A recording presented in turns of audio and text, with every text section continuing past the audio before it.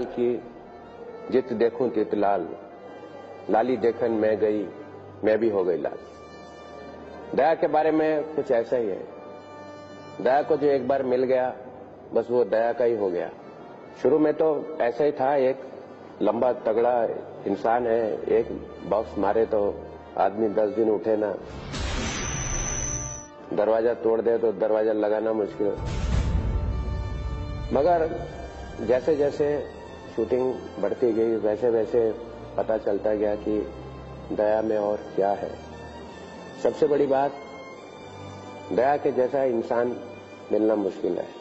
ये सीआईडी का सौभाग्य है कि उसको शिवाजी साटम, आदित्य श्रीवास्तव और दया जैसे अच्छे इंसानों का लाभ मिला। ऐसे अगर आप पूछोगे कि दया को पहली बार आपने देखा तब क्या लगा या कब देखा, कुछ याद नहीं है, लेकिन एक धुंधला सा याद आ रहा है। दया जो डिस्टिंक्ट जो दिमाग में बैठी है, दया की छवि, वो शायद मेरे हिसाब से हम लोग एक्शन सीक्वेंस कर रहे थे, भांडुप में कोई ऑयल मिल है बहुत बड़ी जो बंद पड़ी है, ह्यूज टैंक्स हैं वहां पर, हम लोग ऊपर है, दौड़ रहे, गन हाथ में लेके। सिंह साहब वॉज डायरेक्टिंग इट और नीचे से कॉप्स और 2 जन। तो मुझे दया वही याद है, तभी नीचे से दया गन लेके, नया नया था, मेरे ख्याल से कोट पहना था, बाल लंबे थे, इतना मुझे याद है।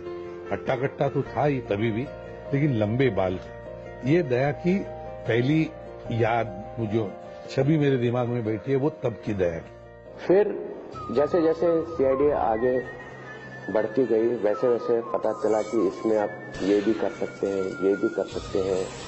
और सीआईडी कॉप्स की पर्सनल लाइफ के बारे में स्टोरीज हमने करनी शुरू की।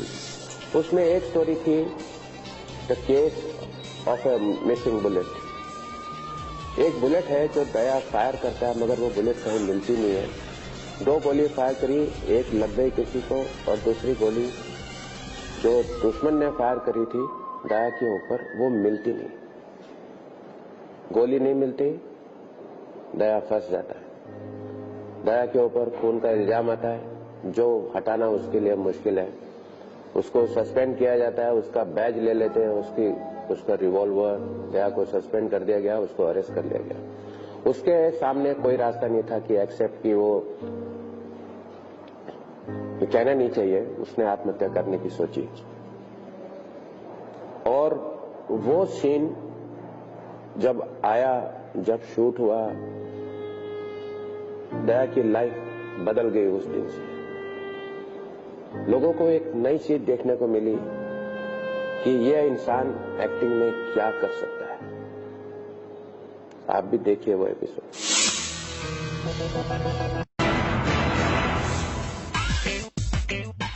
सर, दया सर 18 साल से सीआईडी ऑफिसर प्ले कर रहे हैं, तो आज कुछ अलग करते हैं। आज उनका दूसरा रूप दिखाते हैं। क्या मतलब? दया का दूसरा रूप? अबे तूने मुझे बताया नहीं। ये दया सर नहीं है क्या? अरे दया सर ही है, मगर उनकी पर्सनल साइड सर। उन्हें खाना क्या पसंद है, क्या नहीं पसंद है, उनके दोस्त कौन है, वो कहाँ कहाँ जाते हैं, ये सब। अच्छा, मतलब तू ये कहना चाहता है कि टीवी के पर्दे पे जो दया दिखता है उसे तो सब लोग देखते हैं, हाँ? टीवी के बाहर वाले दया को दिखाना है। करेक्ट। आज आप लोग पूरा दिन स्पेंड करेंगे दया सर के साथ, जिसमें जानेंगे उनकी कुछ पर्सनल बातें, और दया सर अपने पर्सनल फेवरेट एपिसोड्स भी आपको दिखाएंगे, और होंगी उनके पीछे की कहानियां भी। चलो तो फिर दया सर के घर से शुरू करते हैं। अरे रुको, हम लोग नहीं जा सकते सर। क्यों? अरे हम लोग का इधर शूटिंग है। अरे हाँ, पंकज अब क्या करें? ये कैमरा है ना, इसे भेज देते हैं। अब आप लोग जाइए दया सर के साथ दिन स्पेंड करिए, टाइम स्पेंड करिए, जब तक मैं इनके साथ अपना दिन बिताता हूँ। अरे जाओ ना भाई।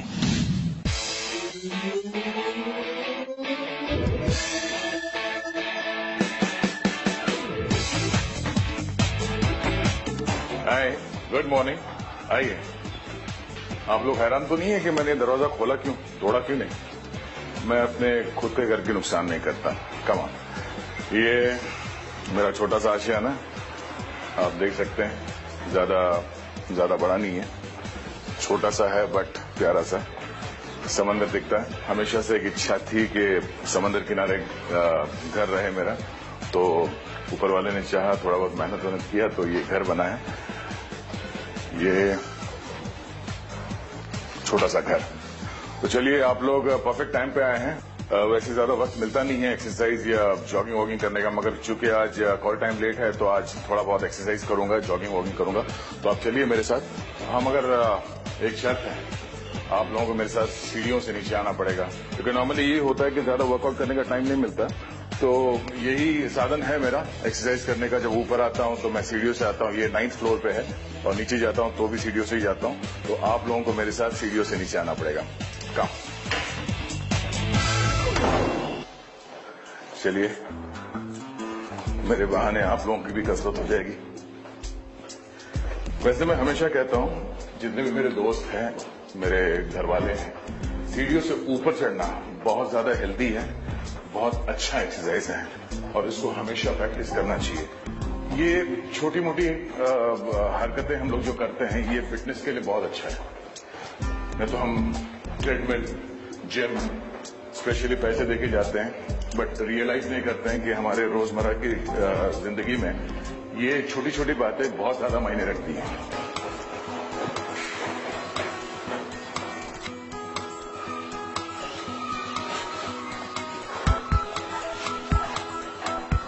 मैं हमेशा एडवाइस करता हूं कि वॉकिंग बहुत अच्छा एक्सरसाइज है, बट जॉगिंग करना हो तो ये surface I think it is not advisable. इसलिए मैं कोशिश करता हूं कि बीच पे जाके, समंदर किनारे जहां पे सॉफ्ट सरफेस हो, वहां पे जॉग करूं।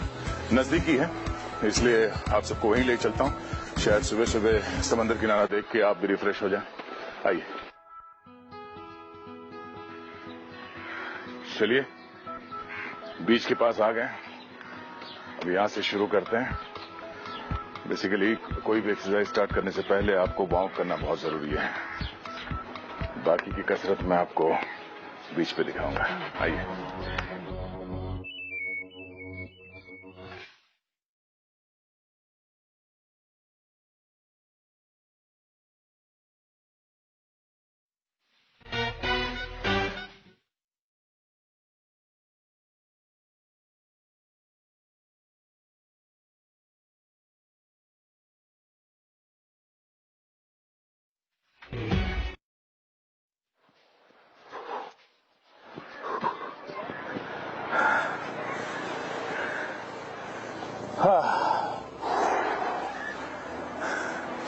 थक गया। फिजिकल फिटनेस बहुत ही ज्यादा इंपॉर्टेंट है। जैसे हम लोग, हमारा ये चेहरा है, ये एक्सप्रेशन के लिए बहुत जरूरी है, वैसे ही ऊपर वाले का क्रिएशन है ये शरीर, ये बॉडी, और उसमें हर चीज, हर अंग जो है, उंगली से लेके ये नाखून तक, किसी कारण की वजह से दिया गया है। तो अगर ये शरीर में ये हाथ है तो इसका प्रयोग होना चाहिए, इसका इस्तेमाल होना चाहिए। जैसे हम लोग खाने के लिए करते हैं, इशारा करने के लिए करते हैं, किसी चीज को उठाने के लिए करते हैं, वैसे ही आपके ये पैर है, इनका यूज होना भी उतना ही जरूरी है। शूटिंग के बीच में या कहीं भी जहां मौका मिलता है, मैं चलने की कोशिश करता हूं, या फिर बैठे बैठे स्क्वाट्स मार लिया, धीरे धीरे वार्म अप कर लिया अपने पैर को, या फिर ऐसे जिस दिन मैं लकी हूं, लेट कॉल टाइम है, तो जॉगिंग के लिए चला आता हूं। और स्पेशली इस बीच पे इसलिए आता हूं कि यहाँ पे ज्यादा लोग होते नहीं है यहाँ पे, तो थोड़ा प्राइवेसी है इस बीच में। That's the reason I come here. और हमारा जो प्रोफेशन है, स्पेशली सीआईडी जो शो है, ये बहुत ही स्ट्रेनस है, बहुत ही ज्यादा फिजिकल है। वो क्रिमिनल भाग रहा है, उसके पीछे भागो, उसको कहीं से उठा के पटकना, उसको फिजिकली उठाओ। तो काफी एक्टर्स होते हैं 80, 90, 100 किलो के, उनको भी उठा के लटकाना पड़ता है हाथों से, जहां पे हम लोग हार्नेस का भी इस्तेमाल नहीं करते हैं, फिजिकली हम लोग करते हैं। तो बहुत ही ज्यादा स्ट्रेनस वर्कआउट होता है।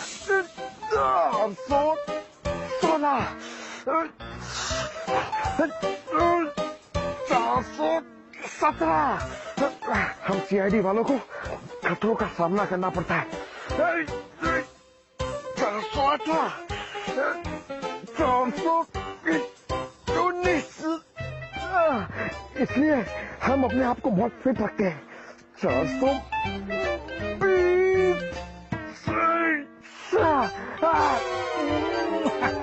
420 नहीं, 420 ही कर रहा है तू। अरे क्या ऐसी तैसी कर रहे हो सर, लेकिन मानना पड़ेगा, क्या एक्सप्रेशन थे मेरे, क्या एक्टिंग की मैंने। तू तो है ही बड़ा जबरदस्त एक्टर। सीआईडी में काम करना है तो अच्छी एक्टिंग करनी पड़ती है, साथ साथ सेहत का भी ख्याल रखना पड़ता है, मुश्किल हालात में भी काम करना पड़ता है। हाँ सर, आपके साथ काम करना कम मुश्किल थोड़ी।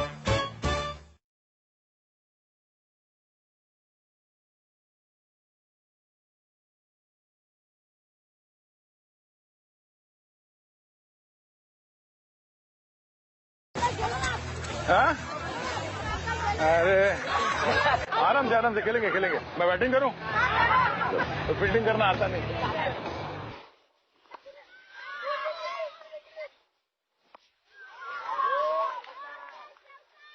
खेलो आप लोग, खेलो, बस हो गया। Thank you, bye.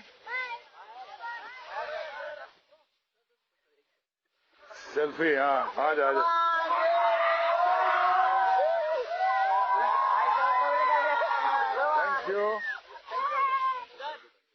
Thank you बेटा, थैंक यू।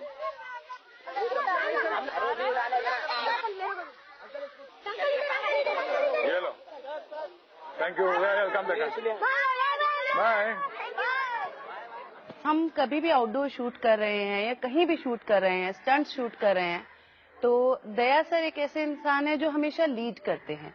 वो आपको बताएंगे आपका हार्नेस बराबर से बंधा है, कहीं से जंप करना है, कुछ फाइट करना है, इनफैक्ट कैसे खड़े होना है किसी पर्टिकुलर पोस्चर में, वहां तक भी वो हेल्प करते हैं। मुझे एक किस्सा याद है, हमने एक एपिसोड शूट किया था माथेरान में। आप लोगों को मालूम होगा कि माथेरान में व्हीकल्स अलाउड नहीं है, और वहां पे आप बिलीव नहीं करेंगे, एक लोकेशन से दूसरे लोकेशन पे जाने के लिए 3-3.5 किलोमीटर का वॉक होता था, और वो 3.5 किलोमीटर चल के जाना विद 50 पीपल अराउंड, और वो सामान हेवी लाइट्स, HMI और बाकी के शूटिंग के जितने भी सामान है उसको लेके चलना, it is not an easy task. उसके बाद उस सीन को खत्म होने के बाद वॉक करके तीसरे यूनिट पे जाना, वो भी उतने ही दूरी पे। तो by the end of the day, मतलब रात को हम लोग कैलकुलेट करते थे, तो we used to walk around 15 kilometre in a day. उसके बीच में शूटिंग हो रही है। ये किसी साधारण आदमी या साधारण एक्टर्स या साधारण यूनिट मेंबर्स की बस की बात नहीं है। ये क्योंकि सीआईडी के लोग थे, इस किस्म के वॉर फुटेज पे काम करने के आदी हैं ये लोग, आई थिंक इसीलिए मुमकिन हुआ। एंड बच्चों प्लीज, जो भी सीआईडी देखते हैं, सीआईडी के फैंस हैं, daily at least half an hour आपको वर्कआउट करना चाहिए, चाहे वो वॉकिंग के माध्यम से हो, जॉगिंग के माध्यम से हो। प्ले स्टेशन से दूर जाइए, ये आपके आंखों को खराब करता है और कुछ नहीं। फिजिकल गेम पे ध्यान दीजिए, फिजिकल वर्कआउट बहुत जरूरी है आपके लिए। Healthy body leads to healthy mind. तो अगर मैं आपको कहूं कि दया हैज अ पर्सनैलिटी दरवाजा तोड़ने के अलावा वो कुछ लिखता भी है या सोचता भी है, तो आपको जानकर ये मतलब शॉकिंग, एक्चुअली मुझे भी रियलाइज नहीं हुआ। एक बार राइटर्स ने बोला हमको कि ठीक है, आपको, हम तो दिन रात लगे रहते हैं, आप क्यों नहीं कुछ लिख देते।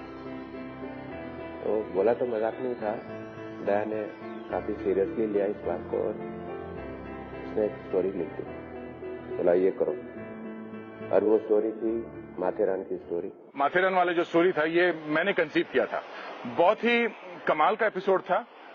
नो डाउट जो मैंने स्टोरी नरेट किया उसमें एक आध चेंजेस यहाँ वहाँ हुआ था जो मुझे पसंद नहीं था वैसे।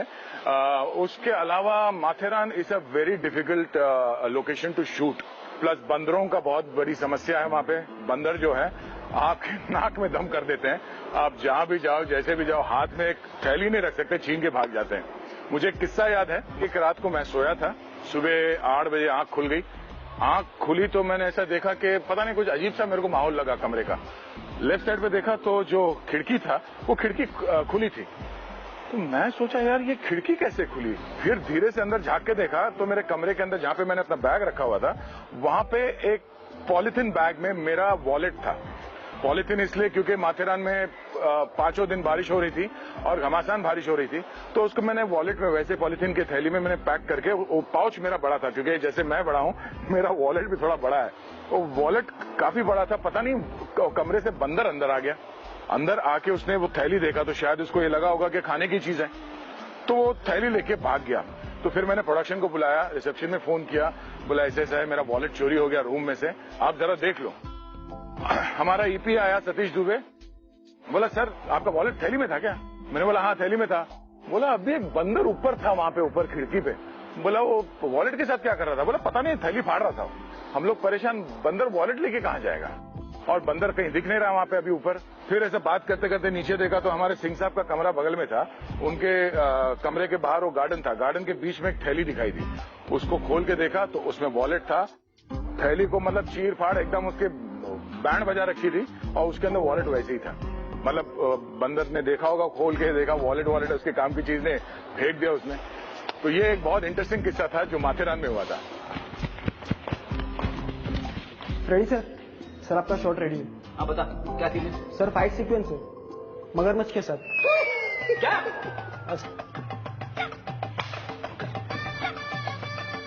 मेरा सीन तू कर ले। मेरा सीन तू कर ले, मैं क्यों करूं? अपना सीन खुद करूं।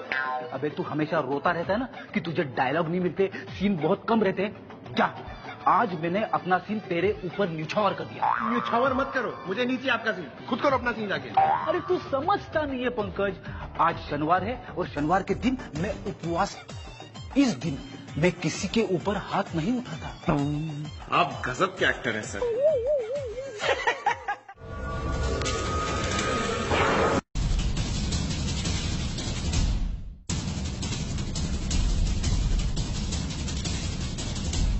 जैसे जैसे सीआईडी की गाड़ी आगे बढ़ती जा रही है, बढ़ती जाती है, अभी 18वें साल में है, फिर नेक्स्ट ईयर 19th ईयर, वैसे वैसे सीआईडी की जो स्टोरीज हैं उनकी डिमांड बढ़ती जाती है। आप देखेंगे कि दया अपने हाथ सिर्फ लोगों की हड्डियां ही तोड़ने में काम नहीं लाता है, वो कहानी भी लिखता है।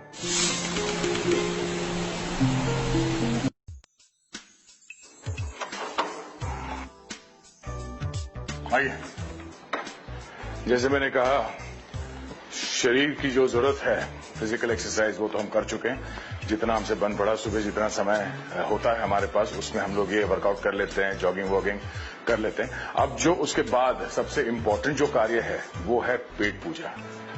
आप लोग सोचे होंगे ये दया जो दरवाजा तोड़ता है ये खुद ब्रेकफास्ट बनाता है या ऑर्डर करके यहाँ वहां से मंगा लेता है, बट नहीं, I prefer making my own breakfast. तो आज हम वही करेंगे। आइए, ब्रेकफास्ट के लिए मेहनत करते हैं अभी। एग्स ऑल टाइम फेवरेट और ब्रेड है। अभी पहले जैसे फुर्सत नहीं मिलती, पहले बहुत टाइम होता था, सीआईडी में इतना काम नहीं होता था जैसे अब होता है। नहीं तो दोस्तों के लिए, अपने कलीग्स के लिए कुछ भी सिंपल चीजें जैसे एग भुर्जी है या फिर चिकन है, मटन है, वेज पनीर भुर्जी किसी को पसंद है तो ये हम अक्सर बनाते थे। काफी बार तो शूटिंग के लोकेशन पे अगर कोई हैंडी किचन है वहां पे भी हम लोग अपना जो है करतब दिखाते हैं। कुकिंग वुकिंग का शौक सभी को है और ये बहुत इंटरेस्टिंग शौक है मेरे अंदाज से कुकिंग करना ना, इसमें एक अपना अलग ही मजा है और एक्सपेरिमेंट करने को मिलता है, तो ये बहुत अच्छी बात है। नहीं तो नॉर्मली ये जो एरिया है घर की औरतों का होता है, बट आई हैव सीन, मैंने ये नोटिस किया ज्यादातर men are better cook than women. पता नहीं, मैं इसमें अभी कोई डिबेट नहीं करना चाहता।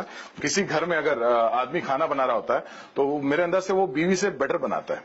कुछ तो है ये बात, औरतें शायद नहीं मानेगी इस बात को, बट दे आर बेटर कुक्स।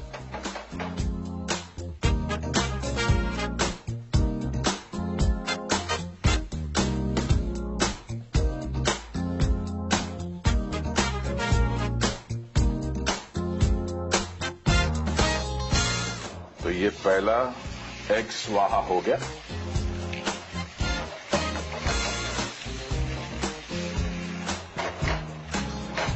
मेरे अंदर से अगर मैं एक्टर नहीं होता तो मैं या तो शेफ होता या फिर वैसे भी मेरे जो फैमिली बिजनेस है, मेरे फादर के रेस्टोरेंट्स रहे हैं बॉम्बे में, तो अभी भी वो है, मैं मैनेज नहीं करता, बट मेरे अंदर से मैं एक कुक होता या फिर होटल में कहीं कोई बड़ा सा होटल अभी तक शायद बना लिया होता अपना खुद का, बट वहां पे डेफिनेटली मैं कोई ना तो कोई एक स्पेशल आइटम अपने नाम से एज अ कुक मैं वहां पे एस्टैब्लिश करता।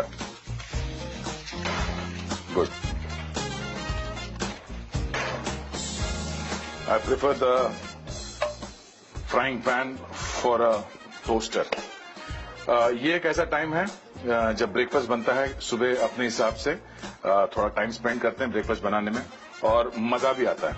अगर आप मेहनत करके बनाते हो और उसको खाते हो तो उसका स्वाद ही अलग है, आपको अच्छा ही लगता है। वो मेरे साथ भी वही होता है। तो ये जो भी है, जैसे भी है, I find it very tasty. अब मुझे क्विकली यहाँ से रश करना है, अपने दोस्तों से मिलना है, उसके बाद शूट पे जाना है, इसलिए एक क्विक ब्रेकफास्ट।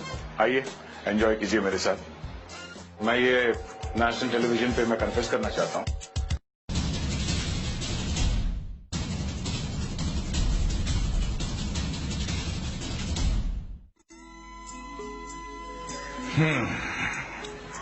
अल्टीमेटली हमारा ब्रेकफास्ट जो है रेडी हो गया। ये गाना सुन रहे हैं आप?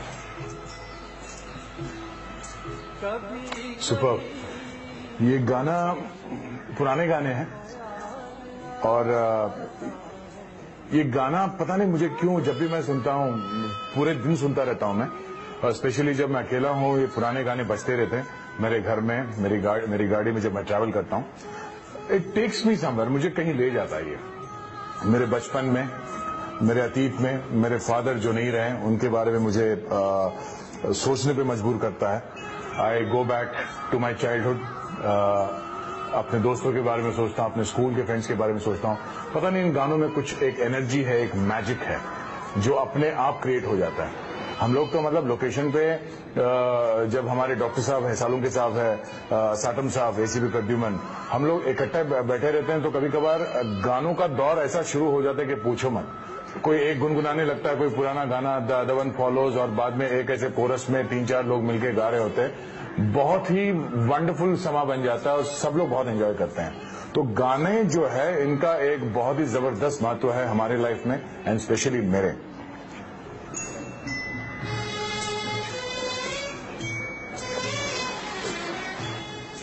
मेरा ब्रेकफास्ट तो हो गया।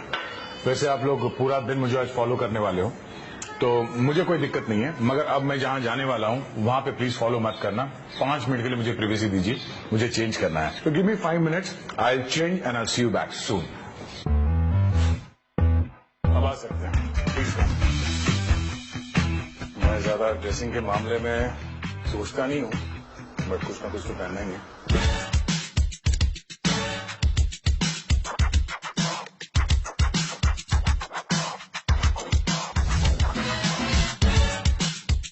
वैसे मुझे देरी हो रही है, दोस्तों से मिलना है।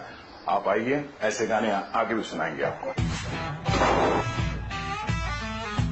मेरे दोस्त शायद अभी कहीं बैठ के मेरा इंतजार कर रहे होंगे, पर एक चीज ऐसी है या एक शख्स ऐसा है जिसके लिए मैं वेट करता हूं। मैं ये नेशनल टेलीविजन पे मैं कन्फेस करना चाहता हूं कि मेरा दिल आ गया है किसी पे और बहुत प्यार करता हूं उससे। बहुत सारे लोग पसंद करते हैं उसको, बट पता नहीं क्यों अब वो मेरी बन के रह गई है। तो चलिए मैं आपको उससे भी मिलाता हूँ। थोड़ी शर्मीली है बट आई थिंक मैनेज कर लेगी। आइए। जिंदगी में बहुत सारी खूबसूरत चीजें देखी हैं, मगर इसको देख के पता नहीं क्यों दिल में ऐसा ना धड़ धड़ होने लगा। और लव एट फर्स्ट साइट कहते हैं, शायद वही हुआ। और उसके बाद तो मतलब पूछो मत, एक दूसरे के बिना रह नहीं सकते। मैं आपसे गुजारिश करता हूं कि अपना दिल थाम के बैठे और मिलिए मेरी राम प्यारी से। देखा है तुझको जब से है मैं तो हिल गया, लगता है मेरे सीने से दिल निकल गया। है ना ये वाकई खूबसूरत, बहुत हॉट है, ब्यूटीफुल है, इसीलिए मैं इसके प्यार में पड़ गया। और अब तो ऐसा है कि ये भी मुझे देख के मुझे ऐसा लगता है कि मेरे को देख के उसके गालों में एक अजीब सी हंसी आ जाती है, खुश हो जाती है मुझे देख के। तो अभी एक रिश्ता कुछ अलग ही है, इसीलिए मैं इसे अपनी राम प्यारी कहता हूँ, मेरी खूबसूरत सी बीवी। मेरी बीवी सुनेगी तो बहुत मारेगी, बट हाँ ये मेरी सेकेंड वाइफ है। आइए, मेरी गर्लफ्रेंड से तो मिल लिए, अब मेरे दोस्तों से मिलते हैं।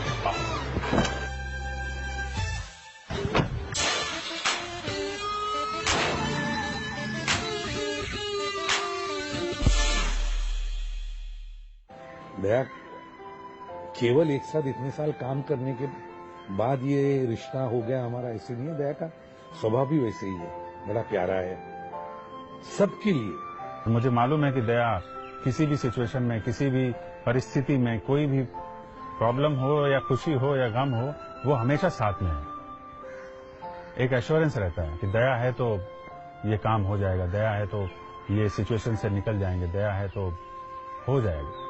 दया जैसा आपको स्क्रीन पे दिखता है एकदम कड़क, सच के लिए, अपने कर्तव्य के लिए किसी भी हद से गुजर जाता है, खतरों से खेलता है और कभी हार नहीं मानता है। तो ये जो उसका जो स्क्रीन का जो पर्सोना है और उसकी निजी जिंदगी में भी वो ऐसा ही है। दया, आप लोगों को पर्दे पर जितना टफ दिखाई देता है, अंदर से उतना ही कोमल है।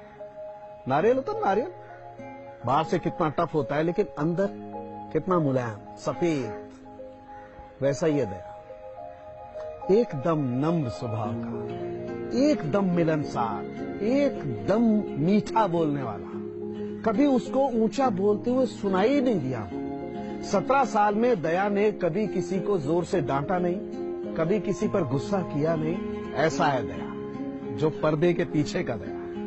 पर्सनली मेरे पे ये इन्फ्लुएंस है उनका कि उनका सेंस ऑफ ह्यूमर बहुत अच्छा है ऑफ द सेट्स, और ऑन स्क्रीन मेरे ऊपर ये इन्फ्लुएंस है कि वो दरवाजे तोड़ते हैं और मेरा कैरेक्टर उन्हीं की लाइंस पे है, तो मेरे लिए ऑल टुगेदर और भी इम्पोर्टेंट हो जाता है। सीआईडी में हमने पिछले 17-18 साल में ऑलमोस्ट 1200 एपिसोड शूट कर चुके हैं।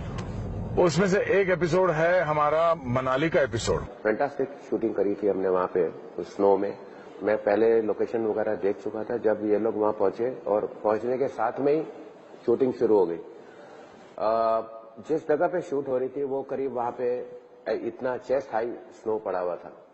तो गाड़ी पहुंची, ये लोग उतरे, हाँ भाई क्या करना है? बोले शूटिंग करनी है, चलो करते हैं। मनाली हमारा बेस कैंप था, कुछ 1300 या 1900 फीट ऊपर, जहाँ पे स्नो भरपूर था, बर्फ वहां पर थे, जहाँ पर आम किसी भी टूरिस्ट को जाने को अलाउड नहीं है।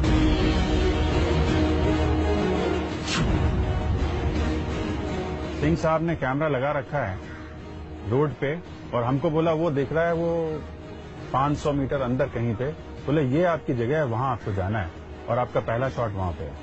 अब हमें समझ में नहीं आएगा कि इतने अंदर बर्फ में जहाँ पे कोई टेरेन नहीं है कैसे जाएंगे। देखा तो दया साहब आगे बढ़े चले जा रहे हैं बिना पूछे, तो अब वो जा रहे हैं, उनके पीछे जाना पड़ेगा। तो एक तरीके के गाइड भी हैं। कोई ऐसा काम जिसमें और एक्टर हिचक जाए, दया को बोल दीजिए, वो पट से तैयार हो जाए। ठीक है सर, कर सकते हैं। मुझे याद है जब हम लोग शूट कर रहे थे तो हमने वो बर्फ का जो रिफ्लेक्शन है सन के साथ वो बहुत ज्यादा हार्श था, तो हमारी आंखों को बहुत तकलीफ होती थी। तो ज्यादातर लोगों ने गॉगल्स पहन रखे थे। जितना पार्ट वो गॉगल्स कवर कर रहा था आंखों का, बस उतना ही पैच रह गया था और पूरा जो फेस था ब्लैक हो गए थे।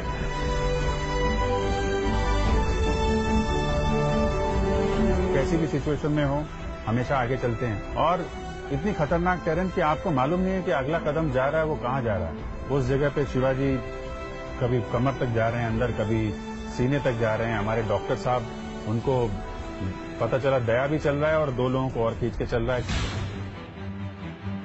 अचानक देखा बर्फ में शिवाजी सर नीचे धंस गए और दया ने देखा अरे सर, और हाथ दिया अपना और हाथ पकड़ करके पूरा शिवाजी सर को खींचा। ऐसा है दया, बिल्कुल हिचकिचाता नहीं है। कोई भी व्यक्ति जरा सा भी खतरे में है तो अपनी जान पर खेल करके उस आदमी को निकाल के लाता है। खतरों का खिलाड़ी है, वाकई खतरों का खिलाड़ी। जो शिमला में हमने उस स्टेप्स के ऊपर और रोड्स के ऊपर जो चेजिंग सीक्वेंस थे बहुत ही ज्यादा टायरिंग थे।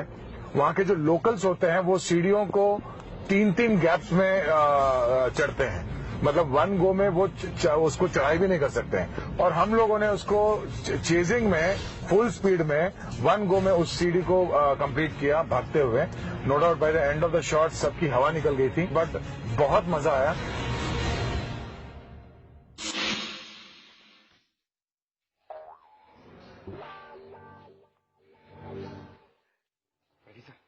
हाँ, अरे मुझे थोड़े पैसे चाहिए थे।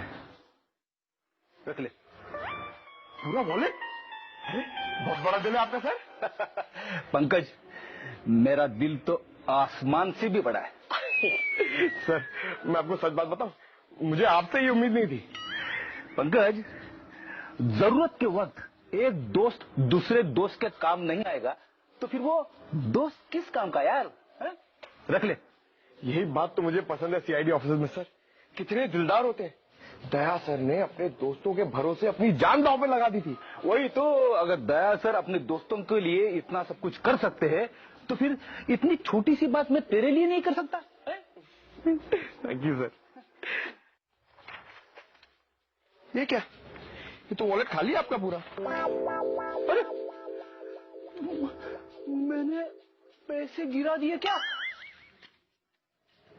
1 किलो आटा, 2 किलो दाल। अरे पंकज मर गया। तेरी भाभी ने मुझे पैसे दिए थे ये सब सामान लाने के लिए। अब इसे घर कैसे लेके जाऊंगा? मर गया मैं।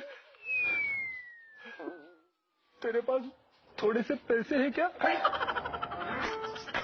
आप लोग आने वाले एपिसोड देखिए, तब तक हम दोनों देखते हैं कि हमें पैसे कौन देगा। चलो।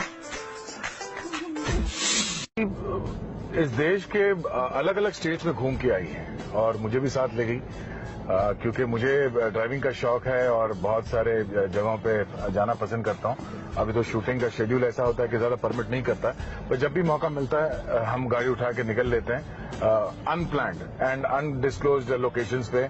और ये एक ऐसी हमारी गाड़ी है जिसने हमेशा हर टाइम पे साथ दिया, कभी भी इसने निराश नहीं किया या कहीं रास्ते में इसने कहीं हमको धोखा नहीं दिया। तो एक अजीब सा बॉन्डिंग है इस गाड़ी के साथ, बहुत ज्यादा प्यार करता हूं मैं और इसने भी हमारा उतना ही साथ दिया। बहुत पूरा देश हमको दिखा दिया इसने और उम्मीद करते हैं आगे अगर मौका मिले तो वर्ल्ड टूर पे भी जाएंगे, यू नेवर नो। अब इसी गाड़ी में बैठ के हम चलते हैं कॉफी शॉप।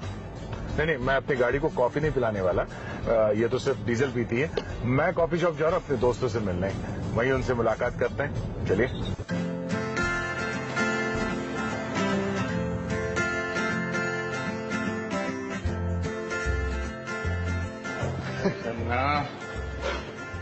देर है नहीं चल रही है। टाइम हो गया? नहीं, बस 10 मिनट। विनोद भी आया, वो वॉशरूम गया। ये क्या? अरे भाईजान क्या वॉशरूम क्या होता है? बस क्या चले क्या चलो 50 बहुत दिनों के बाद मिल रहा है। मेरा तो ये अपना बिजी यहाँ। वो तो अभी थोड़ा कॉल टाइम लेट है इसलिए आ गया मिलने के लिए। अच्छा, आज किधर है? आज अभी जाना है पवई जाना है। सच्ची में पवा है क्या? तेरे यही चल रहा है, नायगांव पवा इधर उधर घूमते रहे बस। तो चलो इसी बार मुंबई दर्शन हो जाता है मेरा। मुंबई दर्शन आज इधर तो कल उधर। अच्छा, मैं आप लोगों को इंट्रोड्यूस करना भूल गया मेरे 2 परम मित्र। एक है मेरे हरीश शेट्टी जी जिनको हम अन्ना बुलाते हैं, हरीश अन्ना, और एक हमारे विनोद मेघानी साहब। ये मेरे साथ स्कूल में थे, 9th और 10th हम लोग साथ में पास किया। उसके बाद भाई साहब कहीं और कॉलेज में चले गए, मैं कहीं और भटक गया। तो 5 साल के बाद फिर मुलाकात हो गई थी। 20 साल हो गए अभी उसके बाद मेरे अंदर से। सीआईडी में आने का जो मेन कारण है ये हरीश शेट्टी जी हैं। इन्होंने और संजय शेट्टी साहब जो आज कोरियोग्राफर बने हैं, इनकी बदौलत मैंने सीआईडी में प्रवेश किया। सिंह साहब ने स्टार्ट में बोला यार दया इतना यूज है, लेकिन आज सीआईडी का यूज है। Hulk of CID. Yes yes yes. जैसे उसका नाम है दया, वैसे ही रियल लाइफ में भी वो कैरेक्टर है। मतलब कोई घमंड नहीं है, कोई एटीट्यूड नहीं। भले इतना बड़ा सेलिब्रिटी बन गया है लेकिन दोस्ती अभी वैसे ही हम लोग जैसे 9th स्टैंडर्ड में था वैसे ही अभी है।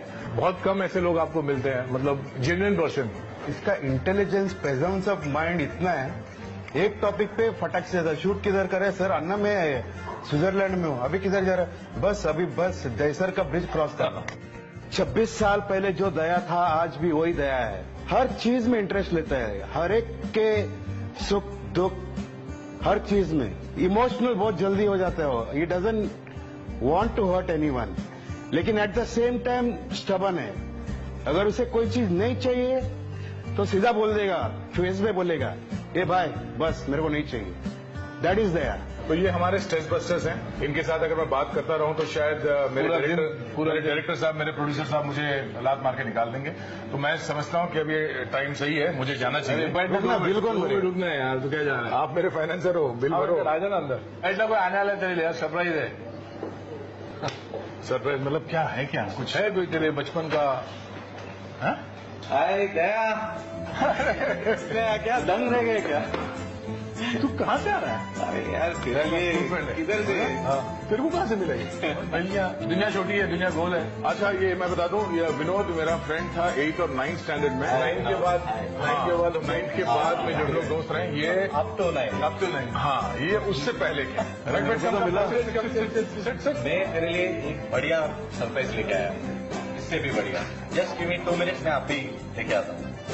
हाँ यार, आज दिन में सरप्राइज ही मिल रहा है, बैठ जा। दिन कुछ अच्छा लग रहा है। स्कूल का फ्रेंड है। क्यों शक है? नहीं, मैं कभी देखा नहीं ना। अरे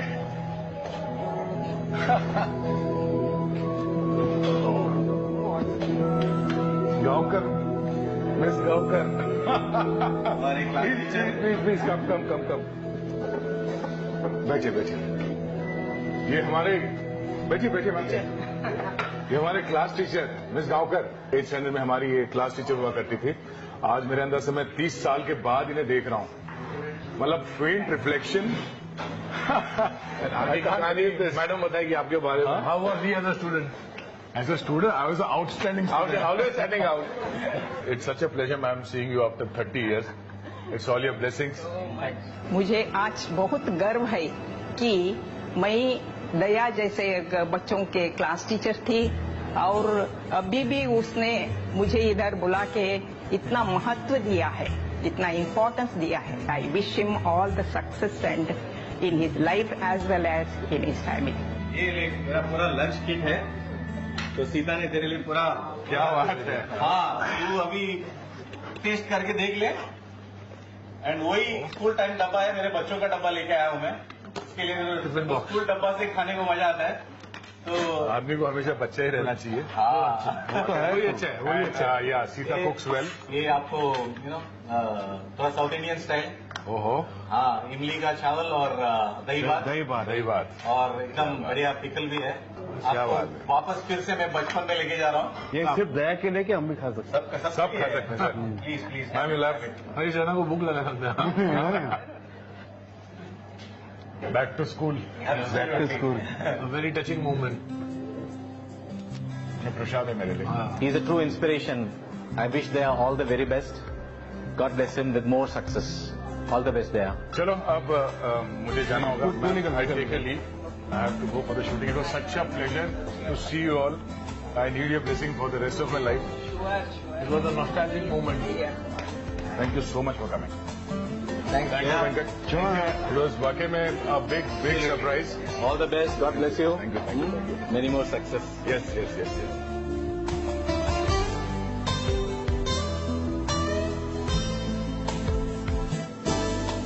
सर मतलब कमाल है सर, मैं आपको क्या बताऊं सर, मतलब आप कमाल हो सर। अरे बता कुछ तो बता, शर्मा क्यों रहा है? अच्छा ठीक सर, मेरा इंस्पिरेशन, मेरा मोटिवेशन आपके भाई समान जो दया सर है ना सर, वो है सर। सर मैं एक दिन बड़ा होकर उनकी तरह बनना चाहता हूँ sir. What a man. Pankaj, कुछ सोचने से काम नहीं चलेगा। दया जैसा बनने के लिए दया जैसे स्टंट करने पड़ते हैं। स्टंट्स? उसमें क्या है, मैं स्टंट्स कर सकता हूँ, मैं स्टंट्स करता हूँ, मुझे डर थोड़ी लगता है। अच्छा हाँ, यहाँ से नीचे कूद जा। सर एक्चुअली आज एक प्रॉब्लम है, मेरा वो शनिवार है, शनिवार का फास्ट है सर। आई नो पंकज, शनिवार का व्रत मैं भी रखता हूँ, तो मैं तुझे नहीं बोलूंगा कि किसी के ऊपर हाथ उठा। मैं तो तुझे कूदने के लिए बोल रहा हूँ। सर मैं धरती माँ को चोट कैसे पहुंचाऊंगा? अबे धरती के बोझ। हमारे सीआईडी में स्टंट्स बहुत करने पड़ते हैं। एक्शन डायरेक्टर होता है, डमी करने वाले भी होते हैं, लेकिन वही होता है कि दया ऑलवेज विल से यहाँ करते ना। चाहे कैसी भी सिचुएशन हो, कुछ भी हो, कभी ना नहीं किया किसी स्टंट के लिए। एंड आप देखते भी हैं कि स्टंट बेहतरीन आते हैं और बेहतरीन तरीके से किया जाता है हमेशा। एक्शन वाइज देखो, रनिंग देखो, कुछ भी देखो, एवरी टाइम वो रेडी रहते हैं। कुछ भी बोलो, सर इज रेडी कि हाँ मैं करूंगा, ये मैं करूंगा।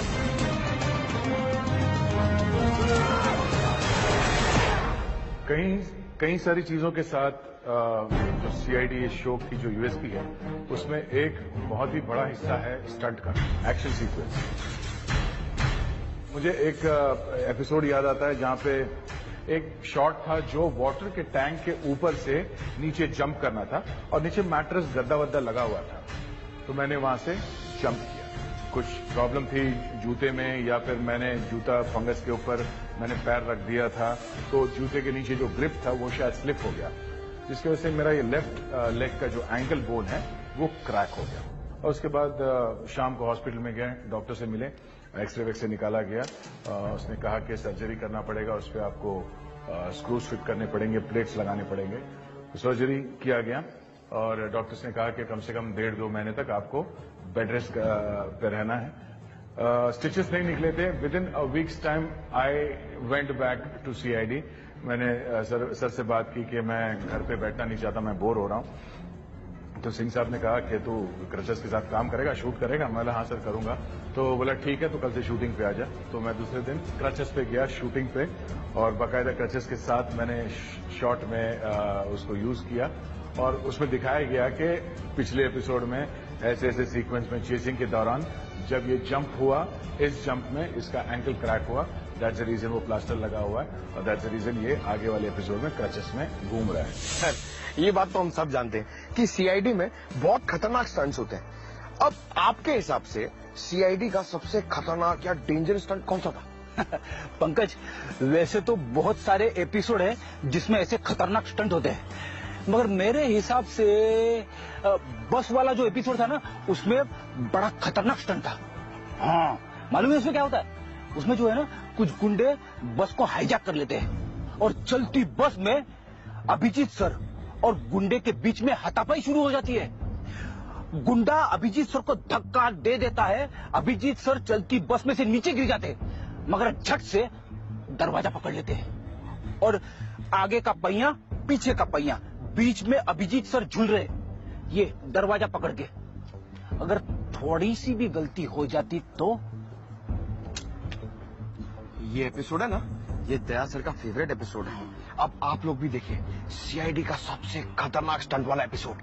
स्टंट से मुझे याद आ रहा है, एक बहुत ही स्पेशल एपिसोड था हमारा, धूम स्पेशल। तूफान एक्शन किए थे उसमें से। एक था कि आगे बस जा रही है, बस के नीचे बम लगा हुआ है। ये पहली बार बड़े स्केल पे स्टंट किया जा रहा था CID में। जो लुटेरे हैं वो बस को हाईजैक कर लेते हैं, उसमें लोग हैं और CID को चलती हुई बस में जाना है और उनको बचाना है और पता भी नहीं चलना है अंदर मुजरिमों को। तो ऐसा कुछ सीक्वेंस है जिसमें हम दोनों ने काफी मजेदार और बड़े स्टंट किए थे। बस के साथ साथ ट्रक चल रही है, ट्रक में कॉप है, ट्रक से बस में कूदना है, बस के शीशे को तोड़ के अंदर जाना है, फाइट करनी है, वो नीचे फेंक देते हैं तो बस के नीचे। For more updates, subscribe to our channel, click the show links and enjoy watching the videos.